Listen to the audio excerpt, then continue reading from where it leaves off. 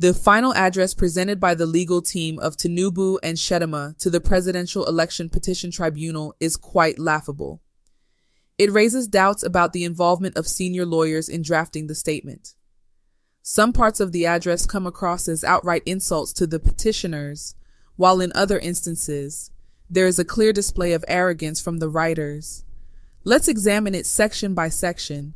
In their attempt to convince the judges that the election was conducted in compliance with the electoral law, they cited numerous sections of the electoral law to reinforce their argument against the importance of IREV, INEC Results Viewing Portal, and electronic transmission.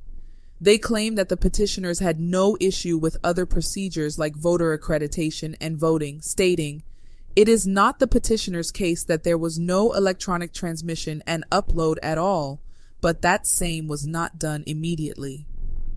They further argue that the petitioners failed to provide evidence proving that the results collated at the ward collation center differed from what was delivered to the ward collation center from the polling units.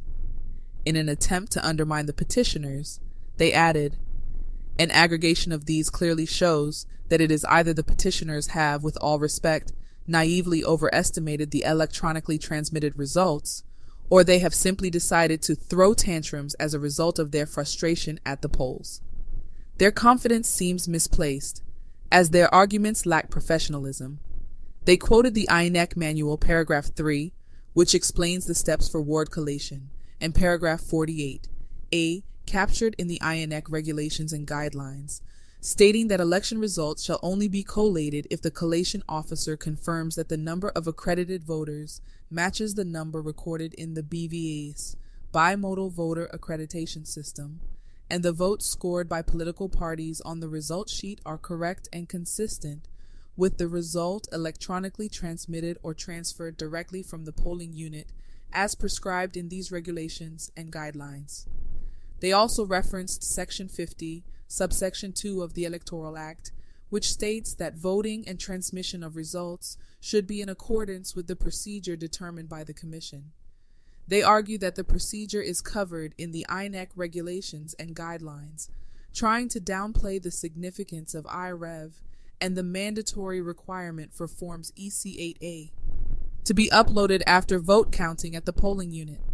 They claim that the absence of the term IREV in the law doesn't make a difference since it can change in the future. However, the law doesn't need to explicitly mention the name. Its provisions should encompass the underlying process. They cannot selectively choose which parts of the law to obey. If they argue that the electoral law allows the Commission to determine how to collate and transfer results, and INEC had already communicated its election procedures prior to the election, they cannot backtrack and expect Nigerians to accept their abandonment of those procedures. It's likely the reason they didn't vigorously defend against the non-compliance alleged by the petitioners. They referenced a judicial precedent, Julius Ucha versus Martin Alici 2012, where the appeal court stated that a petitioner complaining about non-compliance with the Electoral Act has a duty to prove it at the polling unit and ward levels, providing figures attributed to the adverse party due to non-compliance.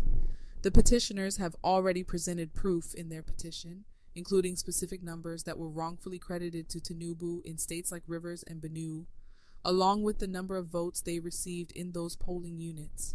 The evidence for these claims is contained in the INEC certified copies they tendered in court. Now, let's examine their remarks on the witnesses, starting with the Amazon witness who presented evidence from Amazon Web Services, AWS. The legal team dismissed the documents as worthless, claiming they were inadmissible and lacked evidential value. They raised concerns about the witness's identification, which was not signed, but the witness explained that Amazon staff IDs don't come with signatures. They also disputed the absence of an author for the AWS health report submitted by the witness, arguing that the court should disregard the evidence. However, the witness clearly stated that the AWS health report is available online and published by Amazon, the same way forms from IREV are published by INEC. Regarding the subpoena, they argued that it was not delivered to Amazon but to the witness, therefore claiming her evidence shouldn't be attributed to AWS.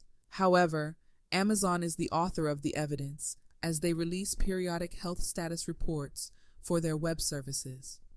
It seems they are grasping at technicalities instead of verifying the authenticity of the report from Amazon, as they claim to have done with Chicago State University for Atiku's witness.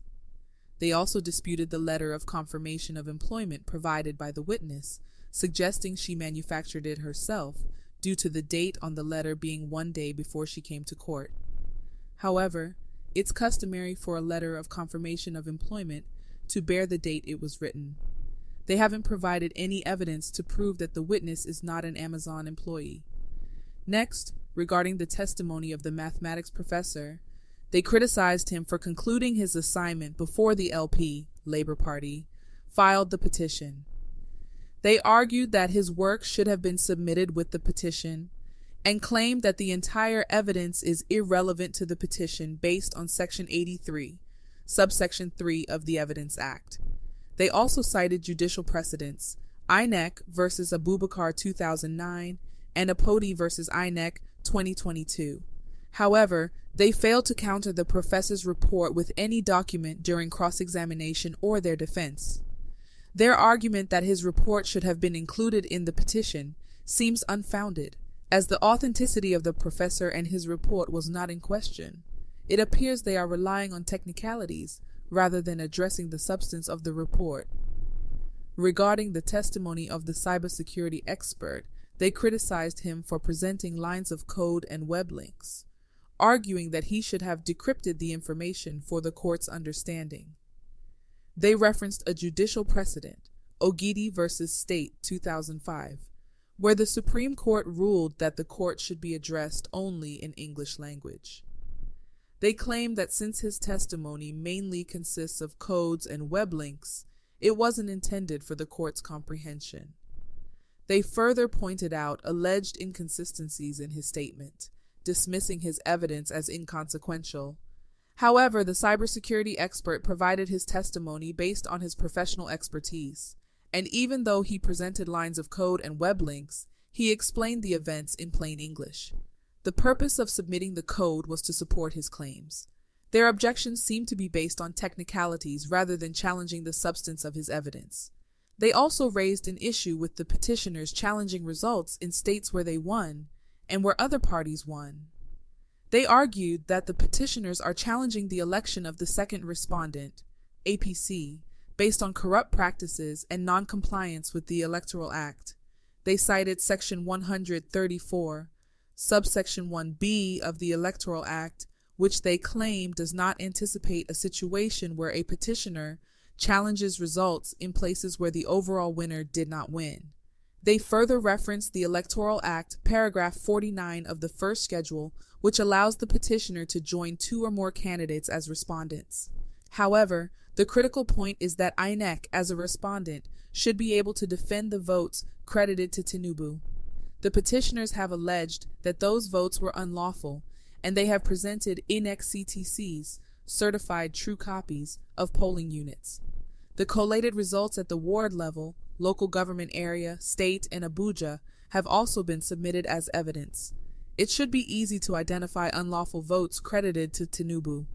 Despite their efforts to argue that the petitioners haven't presented evidence to support their case, it is unclear what additional evidence they expect. Lastly, the legal team of Tinubu and Shettima exposed their limited understanding of English language during their attempt to challenge one of the reliefs sought by Peter Obi. They cited Section 134, subsection 3 of the 1999 Constitution, which outlines the conditions for a runoff election. They wrongly interpreted the word majority and argued that Atiku met the condition because he scored the majority of votes in 19 states. However, majority actually means plurality, which refers to having more than 50% of the total. In this case, Peter Obi scored a majority plurality in more states than Atiku. In summary, the Labour Party legal team is expected to refute many of the claims made in this address, just as they did in their reply to the petition before the hearing began. It appears that Tinubu's legal team does not take the case seriously, as they rely on technicalities rather than substantive arguments. Their defense seems weak and lacks substantial evidence.